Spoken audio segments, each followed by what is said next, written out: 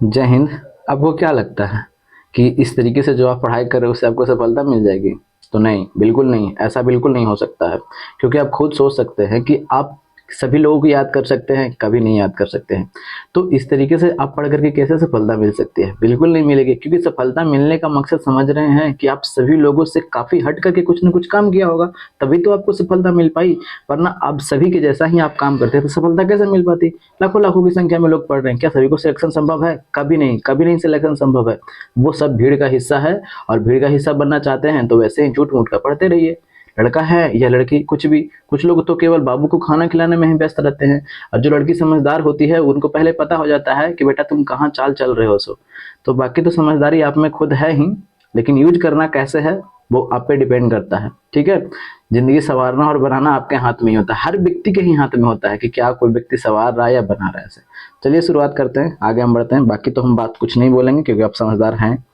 देखिए बोला क्या गया कि गोबर गैस के बारे में बोला, गोबर गैस मुख्य घटक है। अब गोबर गैस मुख्य घटक किस किस से हमको गोबर गैस, मतलब गोबर गैस से हमको क्या मिल सकता है? ठीक है। तो देखिएगा, गोबर गैस से अगर हम बात करते हैं तो हमको मिलता क्या है? तो कहिए कि मीथेन मिलता है। तो क्या सिर्फ गोबर गैस से ही मिलता है मीथेन? तो नहीं, और भी चीज से मिलता है। किस किस से मिलते हैं? तो जैसे मैं आप बोलते हैं भैंस वगैरह जो होता है, भैंस वगैरह गाय वगैरह, समझो जुगाली जिसको बोलते हैं, पागुर देहात की भाषा में बोल रहे हैं जिसको पागुर बोलते हैं। तो जुगाली की अगर बात बोलते हैं, जब जुगाली करता है तो उससे क्या मिलता है? तो आपको मीथेन गैस मिलता है। फिर आपको कहाँ मिलेगा? तो कहिए कि धान की खेती में आपको क्या मिलता है? तो आपको ये मिलेगा, धान की खेती से ही आपको क्या मिलेगा? तो ये मीथेन गैस मिलेगा। ठीक है। और भी जैसे में आप सीएनजी अब देखते हैं, कंप्रेस्ड नेचुरल गैस की अगर बात करते हैं, उसमें भी आपको मीथेन गैस ही मिलता है। ठीक है। ये सभी चीज और भी चीज होते हैं, ऐसा नहीं कि एक ही चीज होता है। ये सभी चीज से आपको किस क्या मिल जाएगा? तो कहिए कि मीथेन गैस मिल जाएगा। ठीक है। अब यहाँ पे मीथेन गैस की जब बात आ गई है तो मीथेन गैस का खोज किसने किया था? सिंपल सी बात है। तो मीथेन गैस की अगर खोज की बात करते हैं तो सीबी देसाई ने इनका क्या किया था? खोज किया था। किस कौन किए थे? तो सीबी देसाई ने ये मीथेन गैस का क्या किया था? खोज किया था। अभी मीथेन गैस का फॉर्मूला क्या होता है? तो CH4। इसको जैसे में अब इसका स्ट्रक्चर बनाइएगा तो ऐसे, ये हाइड्रोजन इस तरफ, इस तरफ, इस तरफ और इस तरफ अब क्या हो गया? ये मीथेन गैस का क्या हो गया? ये मीथेन का आपको स्ट्रक्चर हो गया। ठीक है। चलिए अगले, अब हम ऑप्शन पे बात करते हैं, यानी कार्बन डाइऑक्साइड। एक कार्बन डाइऑक्साइड का ये फार्मूला तो पता है, सिंपल सी बात है। एसिटिलीन की बात करते हैं और एक एथिलीन है। देखिएगा दोनों में बच्चे कंफ्यूज करते हैं, कंफ्यूज बिल्कुल नहीं कीजिएगा। एसिटिलीन है और एक क्या है? एथिलीन है। ठीक है। एसिटिलीन की अगर बात करते हैं तो इसका फार्मूला होता है C2H2 होता है। ठीक है। ये एसिटिलीन प्राप्त कैसे होता है? यानी कैल्शियम कार्बाइड को अगर हम किससे, जल से संयोजित करवा देते हैं, यानी H2O से जब संयोजित करवा देते हैं, ठीक है, तब हमें क्या मिलता है? तो C2H2 और प्लस में क्या होता है? CO, कैल्शियम हाइड्रोक्साइड आपको मिल जाता है। ठीक है। तो यहाँ पे आप देख रहे हैं कि ये आपको एसिटिलीन मिल रहा है कि नहीं? तो कि हाँ, एसिटिलीन तो हमें मिल रहा है, एसिटिलीन मिल रहा है। अभी एसिटिलीन का यूज कहाँ पे होता है? जैसे में आप फल वगैरह देखते हैं ना, तो जो प्राकृतिक तरीके से जो फल को पकाया जाता है, वो प्राकृतिक तरीके में कौन सा उपयोग किया जाता है? तो कहेंगे प्राकृतिक तरीके में जो उपयोग किया जाता है, प्राकृतिक तरीके से फल को जब हम पकाते हैं तो एथिलीन का प्रयोग किया जाता है, एथिलीन का प्रयोग किया जाता है। लेकिन जब हम कृत्रिम तरीके से हम पकाते हैं, ठीक है, कृत्रिम तरीके से, तब वहां पे हमको किसका प्रयोग करना पड़ता है? तो एसिटिलीन का, यानी C2H2 का हम क्या करते हैं? प्रयोग करते हैं। तो ये पूछा जाता है कि प्राकृतिक तरीके से फल हमको पकाना है तो किसका प्रयोग करेंगे? तो एसिटिलीन का। और अगर हमें कृत्रिम तरीके से पकाना है तो हमें एसिटिलीन का, अगर प्राकृतिक तरीके से हमें पकाना है तो एथिलीन का प्रयोग करेंगे। ठीक है। चलिए सभी के सभी ऑप्शन आपको कंप्लीट हो गया। अगले पे देखते हैं अगला क्या बोला गया। अगर इसका स्क्रीनशॉट लेना चाहते हैं तब ले लीजिएगा। अगले पे देखते हैं अगला क्वेश्चन हमें क्या बोला गया है। सो देखिएगा, ये जल में BOD यानी बायोलॉजिकल ऑक्सीजन डिमांड की बात किया गया है, यानी जैव रासायनिक ऑक्सीजन की मांग। इसको पहले समझना है। इस तरीके से केवल ऑप्शन को टिक मार करके आगे मत बढ़ जाइए, कुछ फायदा नहीं होने जाना है। इस चीज को समझिएगा, इसका कहने का अर्थ क्या होता है। बायोलॉजिकल ऑक्सीजन डिमांड की अगर बात करते हैं तो जैसे में कहने का मतलब कि मान लीजिए कि ये आपके पास में एक नाला है, ठीक है, मान लीजिए कि एक नाला है और ये गंदा नाला है, ठीक है, और गंदा नाला है तो इसमें क्या होगा? छोटे छोटे सूक्ष्म जीव तो होंगे, तो कहे कि हाँ बिल्कुल होंगे। अब छोटे छोटे सूक्ष्म जीव जो होंगे तो छोटे छोटे सूक्ष्म जीव अपनी जो क्या है, आवश्यकता को बढ़ाने के लिए, अपनी आवश्यकताओं को पूर्ति करने के लिए ये जल में जो ऑक्सीजन है उसकी क्या करेगा? ऑक्सीजन की मांग करेगा। तो कहिए कि हाँ ऑक्सीजन की तो मांग करेगा, तो उसी को हम लोग क्या बोलते हैं? बायोलॉजिकल ऑक्सीजन डिमांड बोलते हैं, BOD बोलते हैं। समझ में आ गया कि BOD क्या होता है? अब इस चीज को समझिएगा। अब BOD का मात्रा ज्यादा हो जाएगा, कहते किसे हैं, बीओडी समझ में आ गया। यानी जो छोटे छोटे जो जल में जो जीव हैं, ठीक है, छोटे छोटे जीव, ठीक है, जो वो क्या कर रहे हैं कि अपनी ऑक्सीजन की पूर्ति के लिए मांग करें, यानी अपनी आवश्यकताओं को पूर्ति के लिए जो जल में जो ऑक्सीजन है उसकी मांग करेंगे, उसकी मांग करेंगे तो इसमें जो छोटे छोटे सूक्ष्म जीव जो हैं वो क्या हो जाएंगे, तो एक ये बढ़ जाएगा। जब बढ़ जाएगा, जब जो वो हानिकारक जीव की हम बात करें, ठीक है ना, लगता है कि जीव की बात नहीं करें, तो अब इसकी मात्रा क्या हो जाएगा, बढ़ जाएगा। और इसमें जो मछली वगैरह जो जलीय जीव जो रहते हैं वो उसको ऑक्सीजन पूरी तरह से मिल पाएगा, तो कहे कि ना भैया पूरा तो नहीं मिल पाएगा। अब इसमें जैसे मैं मछली वगैरह है तो इसको तो ऑक्सीजन तो नहीं मिल पाएगा, क्योंकि वो सब कौन ले लिया है, अब ये ले लिया है, छोटे छोटे सूक्ष्म जीव ले लिए हैं। तो इसका कहने का मतलब यही हुआ कि अगर बीओडी की मात्रा अगर बढ़ रही है तो समझिए कि ये खतरे की सिंबल है कि अच्छाई का सिंबल है, तो कहीं खतरे का सिंबल है। क्यों? क्योंकि बीओडी बढ़ रहा है, यानी छोटे छोटे सूक्ष्म जीव जो हो रहे हैं ज्यादा मात्रा में हो गए हैं उस तालाब में, और ज्यादा मात्रा में हो गए हैं तो इसका मतलब कि जो हानिकारक जो सूक्ष्म जीव हैं वो ज्यादा मात्रा में ऑक्सीजन की मांग कर रहे हैं। यानी कहने का मतलब है कि बीओडी अगर बढ़ रहा है तो समझिए कि ये स्वच्छ जल नहीं है, ये एक तरह से क्या कहिए कि ये कि खराब जल है, ठीक है। तो आप कहिएगा कि स्वच्छ जल में कितना होगा बीओडी, तो स्वच्छ जल में तो आप समझ ही गए कि स्वच्छ जल में आपको बीओडी अब कम करना पड़ेगा, यानी अगर एक जितना कम रहेगा, कम से कम अगर स्वच्छ जल में है, कम से कम है, तो समझिए कि वो आपका स्वच्छ पानी है, ठीक है, स्वच्छ पानी है यहाँ पे, ठीक है। अगर बीओडी की मात्रा समझिए कि ज्यादा है, लगभग 3 से अगर 5 तक में है, ठीक है, तब समझिए कि ये लगभग गुड गुड के कैटेगरी में आता है, ठीक है, यानी फेयर इसको आप कह सकते हैं, ठीक है, फेयर कह सकते हैं 3 से 5 के अब बीच में। अगर 5 से ज्यादा है, 5 से ज्यादा है अगर बीओडी, तो अगर 5 से बीओडी ज्यादा है तो समझिए कि ये पानी क्या है, तो एकदम बैड कैटेगरी का है, एकदम खराब पानी है, ठीक है। जिसमें नाले वगैरह का पानी आप देखते होंगे तब बैड कैटेगरी का पानी वो आता है, ठीक है, क्योंकि उसमें बीओडी की मात्रा काफी ज्यादा है, ठीक है। जिसमें हम लोग पानी पीते हैं तो क्या उसमें बीओडी की मात्रा ज्यादा होगी? नहीं, बीओडी की मात्रा हम लोग के पानी में क्या होगा, तो कम होगा। समझ में आ गया कि बीओडी क्या होता है और कम क्यों जरूरी है, सो इस तरीके से समझिए। तो ये पूछा गया है कि जल में जैव रासायनिक ऑक्सीजन की मांग की अधिकतम मात्रा कितनी होनी चाहिए। देखिएगा ये वाला जो अगर है 5 से अगर अधिक हो रहा है तो समझ रहे हैं यहाँ पे हम क्या बता रहे हैं, खराब, यानी खराब पानी, यानी मैक्सिमम होनी चाहिए, यानी हम 3 से 5 के बीच में क्या हम बताए हैं कि ये फेयर होता है, यानी जितना कम रहेगा उतना बढ़िया है। तो अब कौन लगा सकते हैं 3 से 5, तो ऑप्शन में देखते हैं, तो 3 से हमें स्टार्टिंग है तो क्या बिल्कुल लगा सकते हैं 3 से 5, यानी ये आपको आंसर हो जाएगा ऑप्शन नंबर 2 हो जाएगा। समझ में आ गया कि बीओडी क्या होता है। चलिए आगे देखते हैं, अगले पे क्या बोला गया है कि एक एएमयू यानी क्या होता है, एटॉमिक मास यूनिट, ठीक है। अब एटॉमिक मास यूनिट की अगर हम बात करते हैं, एक एटॉमिक मास यूनिट, तो एक एटॉमिक मास यूनिट आप पढ़े होंगे ना कि 1.67 गुने 10 के पावर -27 kg पढ़े होंगे। आप देखिएगा ऑप्शन, और ऑप्शन देख करके पट सुना ऑप्शन नंबर 2 लगा दीजिएगा, ठीक है, पट सुना तो लगा दीजिएगा, बस वहीं पे आपका हालत खराब हो जाएगा। आपको तो लगेगा हमने सही बनाया है, बट गलती कहाँ पे कर रहा है, देखिएगा यहाँ पे आपको ग्राम में दिया गया है, क्या दिया गया है, ग्राम में। तब इसको ग्राम में बदलने के लिए आप चेंज कीजिएगा ना, 1000 से क्या कीजिएगा, तो 1000 से आप गुना कर दीजिएगा, तो गुना कर दीजिए, तो 1.67 इंटू 10 टू दी पावर -27 गुना 10 के पावर कितना हो जाएगा, तो 3 हो जाएगा। तब इसको कर दीजिए, तो 1.67 इंटू 10 टू दी पावर घटा दीजिएगा तो कितना आ जाएगा, तब -24 अभी ग्राम हो जाएगा। तो इसका आंसर कौन सा हो जाएगा, तो आंसर हो जाएगा ऑप्शन नंबर 2 हो जाएगा, ठीक है। समझ में आ रहा है, इस तरीके से आपको बनाना है, थोड़ा सा एकदम कॉन्सेंट्रेट माइंड में रख करके आपको पढ़ना है और एग्जाम भी आपको देना है, ठीक है। चलिए क्या बोला गया है कि हीरा बहुत कठोर होता है, ठीक है, जबकि ग्रेफाइट फिर उसके बारे में पूछा गया है। अब देखिएगा हीरा और ग्रेफाइट की अगर हम बात करते हैं तो अब स्क्रीनशॉट तो ले लिए होंगे, अब हम इसके बारे में थोड़ा सा डिस्कस करते हैं, ठीक है। देखिएगा हीरा ग्रेफाइट की अगर बात करते हैं तो हीरा क्या होता है, विद्युत का सुचालक होता है या कुचालक होता है। देखिएगा हीरा की अगर बात करते हैं, इस तरफ में हमने लिखा क्या, हीरा, और इस तरफ में लिखा ग्रेफाइट, ठीक है, ग्रेफाइट हमने लिखा। अगर हम बात करते हैं तो हीरा क्या होता है, तो हीरा विद्युत का क्या होता है, देखिएगा विद्युत का ये क्या होता है, विद्युत का ये कुचालक होता है, ठीक है। कुचालक मतलब समझते हैं, इससे लाइन प्रवाह नहीं होती है। और ये उष्मा का भी क्या होता है, कुचालक होता है। विद्युत और उष्मा का क्या होता है, ये दोनों का दोनों कुचालक होता है। लेकिन इसकी बात करते हैं तो ये क्या होता है, सुचालक होता है। सुचालक क्यों होता है, क्योंकि इसमें एक मुक्त इलेक्ट्रॉन पाया जाता है, ठीक है, मुक्त इलेक्ट्रॉन पाया जाता है, इसीलिए ये क्या होता है, तो सुचालक होता है, ठीक है। चलिए यहाँ बात है।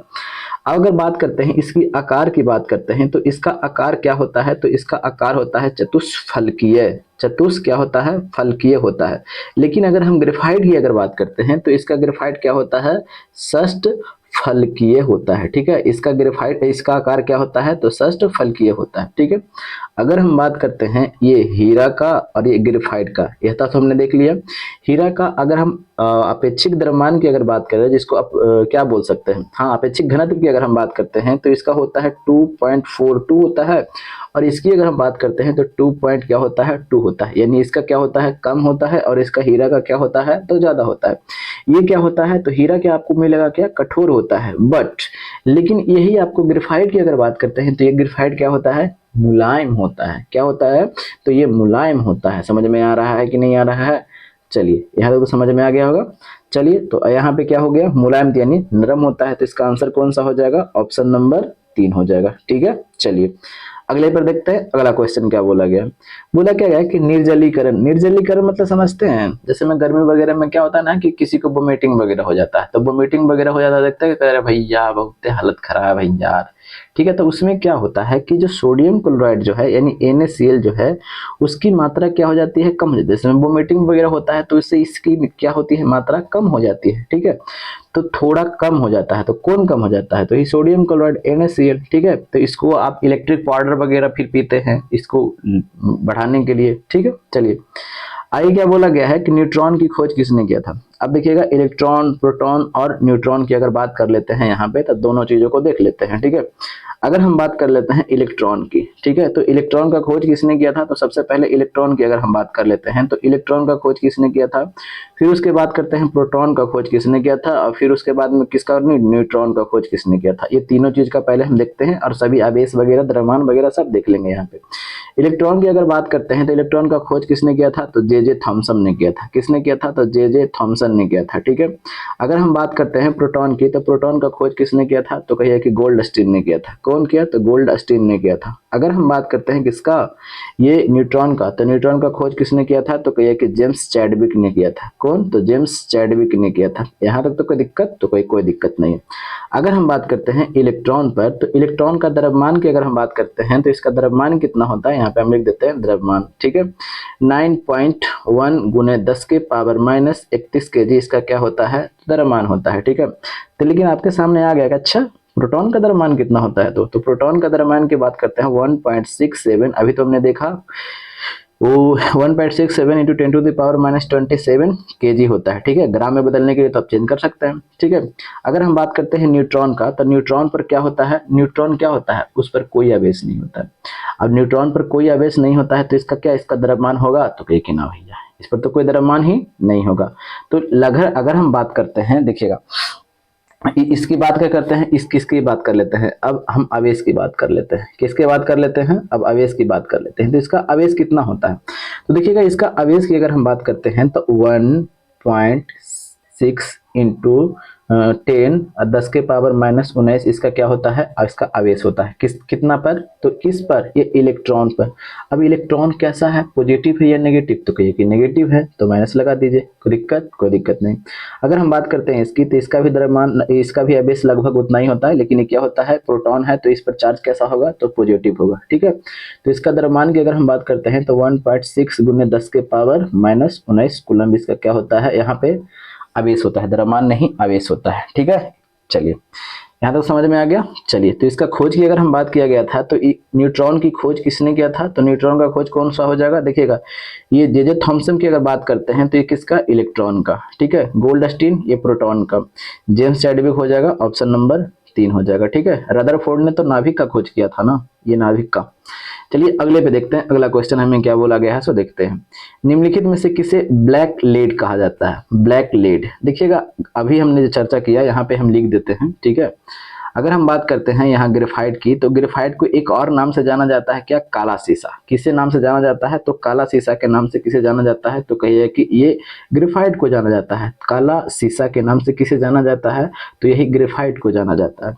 इसका आंसर कौन सा हो जाएगा, तो आंसर हो जाएगा ऑप्शन नंबर 2 हो जाएगा, ठीक है। चलिए आगे क्या बोला गया है कि रॉकेट ईंधन में प्रयोग किया जाने वाला कृत्रिम रबर। अब देखिएगा एक होता है प्राकृतिक और एक होता है कृत्रिम। तो अगर प्राकृतिक रबर की अगर हम बात करते हैं तो प्राकृतिक कौन सा होता है, तो प्राकृतिक की अगर हम बात करते हैं तो ये होता है आइसोप्रीन। कौन सा होता है, तो कहिए कि आइसोप्रीन होता है प्राकृतिक रबर, ठीक है, आइसोप्रीन। लेकिन अगर हम बात करते हैं कृत्रिम कौन होता है, तो कृत्रिम देखिएगा कंफ्यूज बहुत ज्यादा लड़कन करते हैं, तो हम बताते हैं क्या कि ये जो कृत्रिम होता है ये नियोप्रीन होता है। तो देखिएगा ये जो नियोप्रीन जो आया है, जो न्यूयॉर्क शहर है ना, उसी के तर्ज पर इसको नाम दिया गया था, ठीक है, नियोप्रीन। तो इसका आंसर कौन सा हो जाएगा, तो रॉकेट ईंधन में प्रयोग किया जाने वाला कृत्रिम रबर की अगर बात करते हैं तो कौन सा हो जाएगा, तो नियोप्रीन, ठीक है। अगर हम बात कर देते हैं अगर हम बात कर देते हैं अगले पे क्वेश्चन पे, बाकी हम तो जैसे जैसे आएगा तो इसका कौन सा हो जाएगा, ये हो जाएगा आपका प्राकृतिक हो जाएगा, ठीक है, ये आपका प्राकृतिक हो जाएगा, ठीक है। बलनीकरण इसमें तो आपको पता ही होगा। ठीक है, आगे देखते हैं क्या बोला गया कि निम्नलिखित में से किसका अंतराण्विक बल सबसे क्षीण होता है, यानी इंटरमोलिक्यूलर फोर्स की अगर हम बात करते हैं तो सबसे कमजोर की बात किया गया है। तो देखिएगा सबसे कमजोर किसमें होता है, तो कहिए कि सबसे कमजोर की अगर सबसे मजबूत की अगर हम बात करते हैं तो सबसे मजबूत किसमें होता है, तो ठोस में। फिर उसके बाद में कहिएगा तो कैसे कहिएगा कि फिर द्रव में। फिर उसके बाद कहिएगा तो कहिएगा कि आपको गैस में आपको देखने को मिलता है। सबसे कमजोर कौन सा हो जाएगा, तो कहिए कि गैस में हो जाएगा, ठीक है। और सबसे मजबूत आपको किसमें हो जाएगा, तो सबसे मजबूत ही अगर हम बात करते हैं तो सबसे मजबूत किसमें आपको मिलेगा, तो कहिए कि ठोस में। और सबसे कमजोर किसमें मिल जाएगा आपको, तो कहिएगा कि आपको गैस में मिलेगा, ठीक है। अगर हम बात करते हैं हीलियम की, तो हीलियम क्या है, ठोस द्रव्य गैस, तो कहिएगा ऑफ कोर्स ये तो गैस है। तो गैस है तो आंसर कौन सा हो जाएगा, तो ऑप्शन नंबर आपका 1 हो जाएगा, ठीक है। आप भी और भी ऑप्शन देखते हैं, ठीक है। ये HCl देख रहे हैं, ठीक है, क्या ये गैस है, तो नहीं, ये क्या लिक्विड अवस्था में रहता है, ठीक है। जब लिक्विड अवस्था में रहता है ना इसको, अगर हम बात करते हैं H2 ये भी लिक्विड अवस्था में, तो क्या सबसे आपको कमजोर कौन सा हो जाएगा, ऑप्शन नंबर 1 हो जाएगा, ठीक है। चलिए आगे देखते हैं अगले पे, लोहे की परत पर किस धातु से गैल्वेनीकरण होता है। जैसे में क्या होता है ना कि लोहे का परत होता है तो उसको जंग से बचाने के लिए एक परत चढ़ाया जाता है, तो किसका परत चढ़ाया जाता है, तो उसका परत क्या किया जाता है, जिंक का चढ़ाया जाता है, ठीक है, जिसके हम लोग क्या बोलते हैं, गैल्वेनीकरण बोलते हैं, जिसको जस्तीकरण भी बोला जाता है। तो इसका आंसर हो जाएगा ऑप्शन नंबर 2 हो जाएगा, ठीक है। चलिए क्या बोला गया है कि सिक्के बनाने में किस धातु का उपयोग होता है। अब इस चीज को पहले समझिएगा, सिक्का हमें बनाना है तो सिक्का बनाने के लिए क्या होता है, जैसे में आपने प्रेडिक्ट टेबल पढ़ा होगा, तब प्रेडिक्ट टेबल की अगर हम बात करते हैं, ये पहला अगर हम क्या बोलते हैं वर्ग की अगर बात करते हैं, तो पहला वर्ग में आपको क्या क्या कौन कौन से तत्व मिलते हैं, कौन कौन से एलिमेंट मिलते हैं, तो आप देखे हैं ना कि पहला वर्ग में कौन कौन सा एलिमेंट मिलते हैं, जैसे हे, देखिएगा हे ली ना करे रब से फरियाद, याद है ना, हे ली ना करे रब से फरियाद, याद है ना, हेली ना करे रब से फरियाद, यहां तक तो पता ही होगा। अब देखिएगा फिर क्या था कि बेटा मांगे कन्या सुंदर बाप राजी, बेटा मांगे कन्या सुंदर बाप राजी, ठीक है। अब देखिएगा ये पहला वाला जो आपको ये क्या मिलेगा, ये वर्ग है, इस पहले वाले वर्ग को हम लोग क्या बोलते हैं, तो कहिए कि क्षार। और ये दूसरा वाला जो वर्ग है ये क्षार धातु हो गया, और ये हो गया मृदा क्षार धातु हो गया, मृदा क्षार धातु हो गया, ठीक है। अब देखिएगा यहां तक। और इसी तरीके से जब इग्रहमा पे आप जाते हैं तो इग्रहमा में जो वर्ग है, इग्रहमा जो वर्ग है, इग्रहमे वर्ग को हम लोग क्या बोलते हैं, तो उसको बोलते हैं सिक्का धातु वर्ग, ठीक है, सिक्का धातु वर्ग। क्यों, क्योंकि उसमें जितने भी जो आपको जो कुछ जो है उसमें जो तत्व हैं वो कौन कौन से तत्व हैं, तो अगर हम बात बताते हैं तो कॉपर उसमें मिलेगा, ठीक है, ग्रामे वाले में। फिर उसके बाद में आपको सिल्वर मिलेगा, ठीक है, फिर उसके बाद में आपको सोना मिलेगा। तो ये सभी से क्या सिक्का बनाया नहीं जाता है, हिस्ट्री तो पढ़ा ही होगा, तो इसीलिए इसे क्या बोला जाता है, सिक्का धातु बोला जाता है, ठीक है। समझ में आ गया, तो इसका आंसर कौन सा हो जाएगा, अब इस तीनों में से देख लीजिए कौन है, तो देखिएगा कॉपर आपके सामने ऑप्शन नंबर 3 पे दिखाई पड़ रहा होगा, ठीक है। चलिए आगे क्या बोला गया, निम्नलिखित में से कौन धातु नहीं है, देखिएगा धातु नहीं है तो कौन नहीं है, कॉपर धातु है, खत्म, आयरन धातु है, खत्म, मरकरी एकमात्र धातु है जो द्रव अवस्था में रहता है, ठीक है, तो ये भी खत्म, जो धातु है, सल्फर आपका धातु नहीं है, ये क्या है, अधातु है, ऑप्शन नंबर 4 हो जाएगा। अब देखिएगा ये इलेक्ट्रॉन की द्रव्यमान यानी एटॉमिक मास यूनिट में पूछा है, तो अभी हमने चर्चा किया कि इलेक्ट्रॉन का द्रव्यमान कितना होता है, तो कहे कि 9.1 × 10⁻31 kg, ठीक है, 31 kg। अगर इसे हम ग्राम में बदल लेते हैं तो चलिए ग्राम में बदल लीजिएगा तो कितना हो जाएगा। तो ग्राम में भी अगर हम बदल लेते हैं तो 1000 से क्या करना पड़ेगा, हमको गुना करना पड़ेगा। तो कर लेते हैं। तो 9.1 गुने 10 के पावर कितना हो जाएगा, -28 ग्राम हो जाएगा।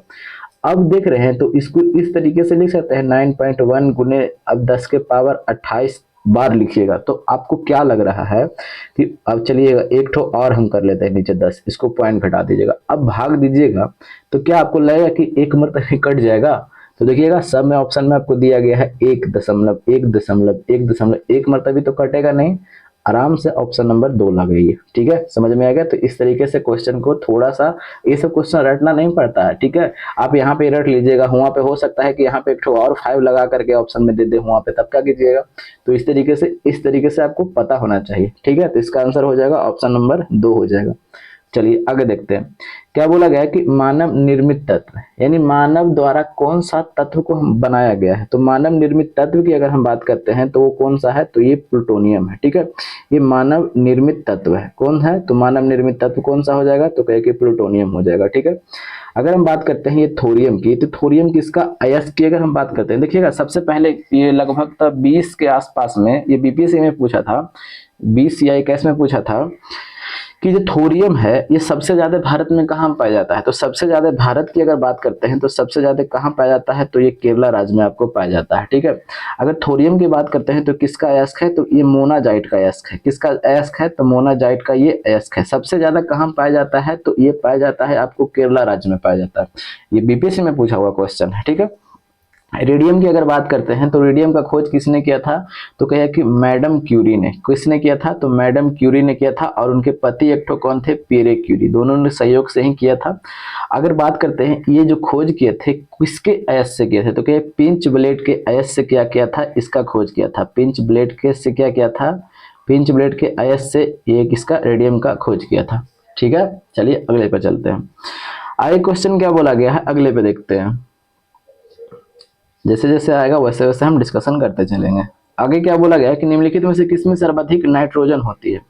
अब देखिएगा इस चीज को अब जब हम निकालते हैं, देखिएगा परसेंट निकालना है। ठीक है, तो परसेंटेज निकालिएगा तो देखिएगा ऐसे जब निकालिएगा तो एग्जाम तो क्लिक तो होगा नहीं, बिल्कुल नहीं होगा। ठीक है, लेकिन ऐसे भी तो पता होगा होगा ही आपको कि 46% नाइट्रोजन आपको कहाँ पाया जाता है, तो कहिएगा कि 46% आपको यूरिया में पाया जाता है। देखिएगा कैसे निकाल सकते हैं, सो हम बता देते हैं, आप खुद निकाल सकते हैं। क्या बोला गया है कि यूरिया की अगर बात करते हैं तो देखिएगा यूरिया का फार्मूला क्या होता है, तो कहे कि NH2CONH2 होता है। और सभी का परमाणु द्रव्यमान लिख लीजिएगा। ठीक है, सभी का परमाणु द्रव्यमान, जैसे में अब ये क्या है, नाइट्रोजन है, तो नाइट्रोजन का कितना हो जाएगा, तो 14 हो जाएगा। अब इसका हो जाएगा 2 हो जाएगा। अब ये कार्बन है तो कार्बन का 6 दूनी के 12 हो जाएगा। ठीक है, और इसका ऑक्सीजन का हो जाएगा 16, और फिर नाइट्रोजन का कितना हो जाएगा, तो कहिए कि 14 हो जाएगा, और फिर इसका हाइड्रोजन का 2 हो जाएगा। इस सब को जोड़ दीजिएगा, और नाइट्रोजन कितना है, नाइट्रोजन को ऊपर लिख लीजिएगा और बटा टोटल को कर लीजिएगा, और फिर गुना 100 से कीजिएगा, तब आपका ऑक्सीजन का परसेंटेज निकल जाएगा। ठीक है, तो उस तरीके से कितना करते चलिएगा, पूरा ऑप्शन में आपको उतना टाइम नहीं रहता है आपको उतना सॉल्व करने के लिए। ठीक है, या तो ऐसे ही क्वेश्चन छूट जाएगा इस तरीके से अगर आप सॉल्व करने चलिएगा तो। ठीक है, तो इसका आंसर कौन सा है, तो ऑप्शन नंबर आपका 2 हो जाएगा। ठीक है, चलिए कितना परसेंट होता है, तो कहिए कि 46% होता है। इसमें कितना होता है, तो 46% होता है ऑक्सीजन। ठीक है, चलिए इसका आंसर हो जाएगा नाइट्रोजन कितना परसेंट, तो 46%। आगे देखते हैं अगले पे। क्या बोला गया है कि जिप्सम का प्रयोग उस प्रकार के मृदा में किया जाता है। अब देखिएगा जिप्सम का प्रयोग, जिप्सम का पहले फार्मूला की अगर बात करते हैं तो इसका फार्मूला क्या होता है, तो इसकी अगर बात करते हैं तो CaSO4 इंटू 2H2 इसका क्या होता है, तो फार्मूला होता है जिप्सम का। ठीक है, ये जिप्सम का प्रयोग की अगर हम बात करते हैं तो इसका प्रयोग पता है कहाँ पे किया जाता है, लवणीय मृदा में किया जाता है। ठीक है, लवणीय मृदा में। ठीक है, अगर आपके सामने दिमाग में एक क्वेश्चन उठेगा कि अच्छा जब लवणीय मृदा में इसका प्रयोग किया जाता है तो क्षारीय मृदा में किसका प्रयोग करेंगे भाई, तो लवणीय मृदा में जब इसका प्रयोग किया जाता है तो क्षारीय मृदा में आपको चूना का प्रयोग कर सकते हैं। किसका प्रयोग करिएगा, तो चूना का प्रयोग कीजिएगा। ठीक है, अगर हम बात करते हैं तो अगर इसी से आपको क्या होता है, एक और होता है प्लास्टर ऑफ पेरिस का फार्मूला अगर बता देते हैं तो CaSO4 इंटू हाफ H2 एक इसका फार्मूला हो जाता है, तो कहे कि प्लास्टर ऑफ पेरिस का होता है, जो हड्डी वगैरह टूटता है ना लोगों को। ठीक है, तो इसी से उसको क्या किया जाता है, ज्वाइंट किया जाता है, plaster of Paris, plaster of Paris. इसका आंसर कौन सा हो जाएगा, तो कहे कि ऑप्शन नंबर आपका 1 देखने को मिलेगा। ठीक है, आगे देखते हैं अगले पे। अब देखिएगा फोटोग्राफी प्लेटों को काले कागज से क्यों ढकते हैं। सबसे पहले आपको देखना यह है कि फोटोग्राफी प्लेट में हम किसका प्रयोग करते हैं, इतना तो पता होगा। तो फोटोग्राफी प्लेट में जो हम प्रयोग करते हैं वो किसका प्रयोग करते हैं, तो कहे कि सिल्वर ब्रोमाइड का हम प्रयोग करते हैं। किसका प्रयोग करते हैं, तो कहे कि सिल्वर ब्रोमाइड का हम प्रयोग करते हैं। ठीक है, यहाँ तक तो पता है। अभी सिल्वर ब्रोमाइड जो होता ना है, इस सिल्वर ब्रोमाइड क्या होता है कि ये जो प्रकाश जो होते हैं वो प्रकाश के प्रति अत्यंत संवेदनशील होते हैं। इसका कहने का मतलब है ना, और वही जिसमें हटाक सुना धार लेने वाला, ठीक है, और उस संवेदनशील होते हैं। और उससे क्या होता है कि वो फोटो जो होता है वो फोटो खराब हो जाता है। तो इसीलिए क्या किया जाता है कि काले कागज का प्रयोग किया जाता है। और काले कागज का प्रयोग करने का तो ये जो संवेदनशील है तो उसको हटा देगा, समझ में आएगा, यानी रोक देने का काम करेगा। तो अब चलिए ऑप्शन पर देखते हैं। प्लेट पर फैला सिल्वर ब्रोमाइड प्रकाश के प्रति अति संवेदनशील होता है, ठीक है, हमने पढ़ा सुना। और काला कागज प्रकाश से इससे संपर्क को रोके रखता है, बिल्कुल। इसका ऑप्शन नंबर क्या हो जाएगा, ऑप्शन नंबर इसका 1 हो जाएगा। और बाकी आगे पढ़ लीजिए, इससे कहीं नहीं मिलता जुलता दिखेगा। ठीक है, चलिए आगे क्या बोला गया है कि आवर्त सारणी के वर्ग 1 के तत्व। तो अभी हमने चर्चा किया था आवर्त सारणी का वर्ग 1 के तत्व को हमने देखा था।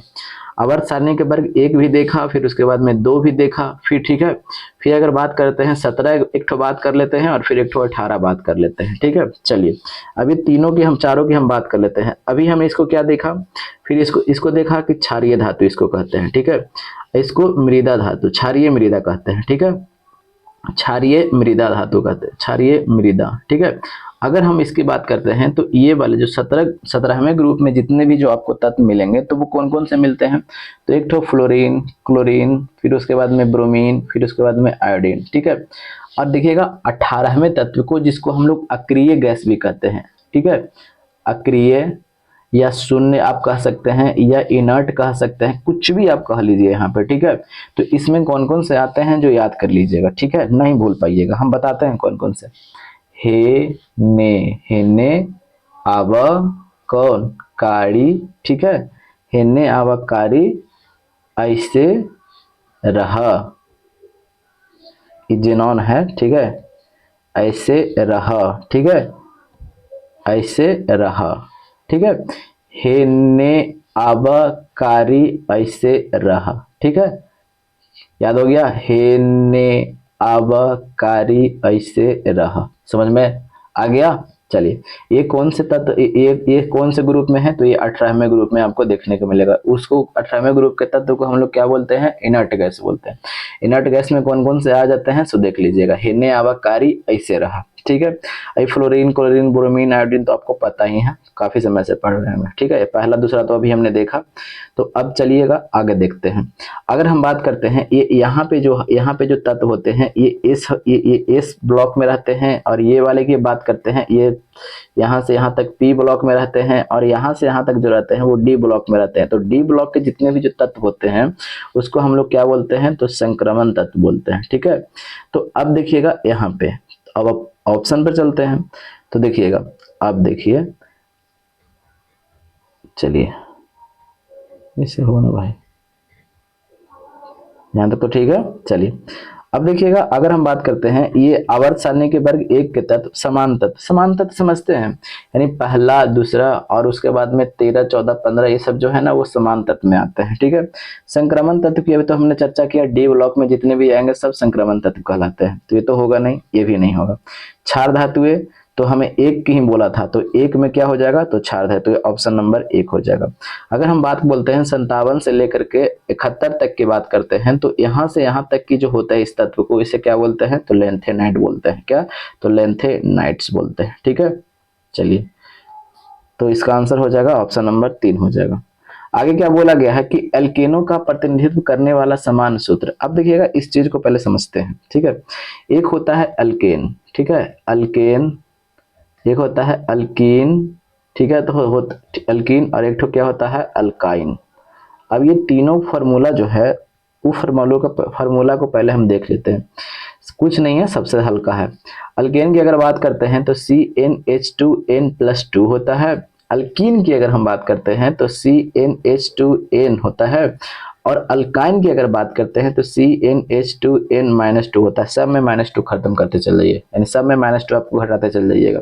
अगर ये बात करते हैं तो इसमें सिंगल बॉन्ड होता है, इसमें डबल बॉन्ड होता है, और इसमें क्या होता है, ट्रिपल बॉन्ड होता है। जिसमें सिंगल बॉन्ड होता है उसे सेचुरेटेड बोलते हैं, ठीक है, सेचुरेटेड सेचुरेटेड है। और ये दोनों के दोनों जो है जो अनसेचुरेटेड है, ठीक है। सेचुरेटेड मतलब समझते हैं, संतृप्त उसको बोलते हैं, ठीक है, संतृप्त बोलते हैं, संतृप्त। और इसको क्या बोलते हैं, तो असंतृप्त बोलते हैं, ठीक है, इसको क्या बोलते हैं, तो असंतृप्त बोलते हैं, ठीक है। तो इसका आंसर कौन सा हो जाएगा, मिलाते हैं आंसर पर चलते हैं। निम्नलिखित सॉरी, अल्केनों का प्रतिनिधित्व करने वाला कौन है, तो अल्केनों का कौन है, अल्केन कौन हो जाएगा, देखिएगा अल्केन तो CnH2n+2 कौन है, तो अल्केन CnH2n+2, ऑप्शन नंबर आपको 3 हो जाएगा, ठीक है। तो यहीं तक था, बाकी जो हो हैं जो अगले वीडियो में आएगा। तो वीडियो कैसा लग रहा होगा सब बताइएगा, क्योंकि काफ़ी 2-3 दिन के बाद हम वीडियो लेकर के आए तो थोड़ा सा आज लैब ही नहीं बैठ पा रहा। तो कैसा रहा ज़रूर बताइएगा, और चैनल थोड़ा छोटा है तो समझ ही रहे हैं, ठीक है।